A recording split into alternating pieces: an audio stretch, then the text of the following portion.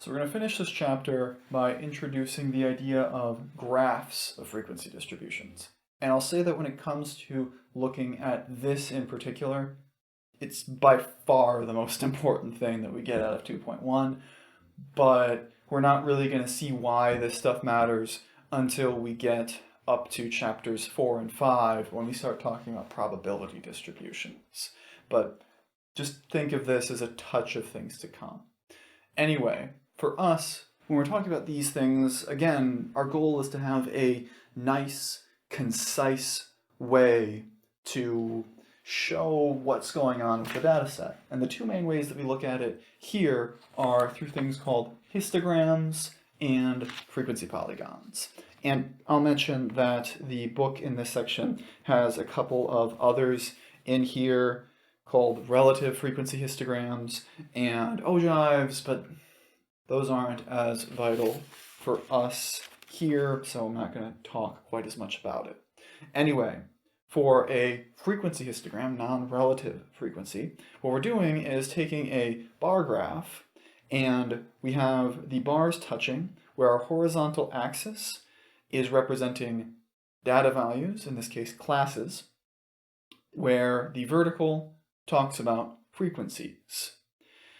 And in this way, to make the bars touch, we look at class boundaries as a way to close the gaps between them. So we kind of split the difference between those missing values on our class limits. But this isn't a universal construction, by the way. And anyway, when we're talking about the frequency polygons, we're essentially doing the same sort of thing, except there we're taking our bar graph and we're adding a bit on the edges and making a line graph that runs through the middles of the tops of those bars to make sort of a polygonal shape out of them using the midpoints and frequencies. But anyway, let's talk here about a couple of examples. So first, we're going to look roughly at the textbook data where we need a histogram for its distribution. And to get what we need here, what we're going to do is first take that distribution that we had earlier and rearrange it where we have, instead of the class limits, the class boundaries.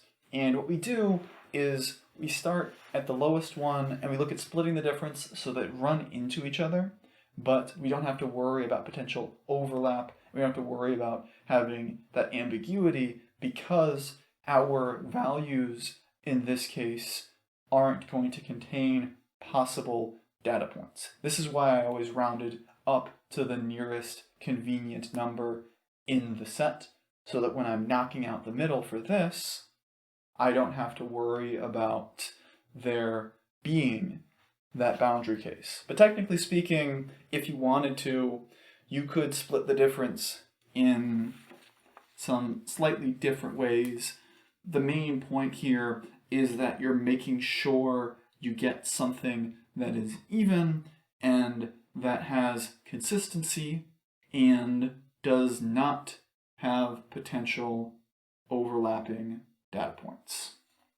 But if you follow the easiest construction, you end up with something like this, where you're rounding off a half by subtracting 1/2 from each of the lower limits and adding 1/2 to each of the upper limits. We have the same frequencies, and then using those, you can make a histogram in terms of either the class midpoints or the class boundaries. But in either case, it's essentially the same construction.